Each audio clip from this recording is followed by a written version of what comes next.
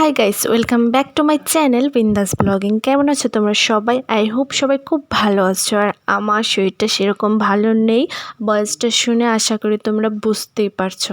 তো যাই হোক, আজকে আমরা এসেছি দক্ষিণেশ্বর। আর দক্ষিণেশ্বর আসার পর প্রথমে এখানে এই প্রসাদের দোকানগুলো দেখে আমার সত্যি খুব ভালো লেগেছিল, একদম ত্রিপুরেশ্বরী মন্দিরের কথা মনে পড়ে গেছে।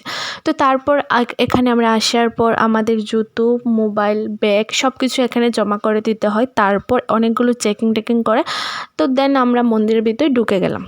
আর মন্দিরের ভিতরে যেহেতু ফোন অ্যালাউ নাই, সেজন্য আগেই তো ফোন রেখে দেওয়া হয়েছে। তো আমরা মন্দিরের ভিতর দর্শন করে বাইরে চলে এসেছি। আর বাইরে এইখানটাই ফোন অ্যালাউ, এখানে আমরা বাইরে এসে জুতো, ফোন সব কিছু নিয়ে নিয়েছি। আর চারিদিকটা তোমাদের সাথে যতটুকু পারছি শেয়ার করে দিচ্ছি। আর ভিডিওটা ভালো লাগলে অবশ্যই একটা লাইক করে দিও। আমার চ্যানেলে নতুন হয়ে থাকলে অবশ্যই চ্যানেলটা সাবস্ক্রাইব করে দাও। আর এই জায়গাটা দেখো, এই জায়গাটা দারুণ লেগেছে, আমাদের খুব ভালো লেগেছে। আর দেখো চারপাশটা অন্ধকার হয়ে আসছে, বৃষ্টি এসেছিল পরবর্তী সময়, সেজন্য আমি পুরোটা ভালো করে দেখাতেও পারিনি। তো এটা হচ্ছে গঙ্গার ঘাট।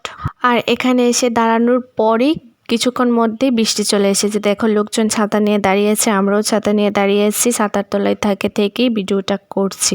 তো মন্দিরের পেছনে তো আমরা যেতেই পারিনি। আর এখানে কিছুক্ষণ দাঁড়ানোর পর বৃষ্টি প্রচণ্ড বেড়ে যাচ্ছে আস্তে আস্তে।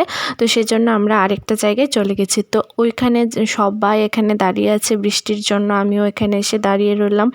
তো আর কি করার, তো তারপর আমাদের এখানে কিছুক্ষণ দাঁড়ানোর পর বৃষ্টিটা একটু কমেছে।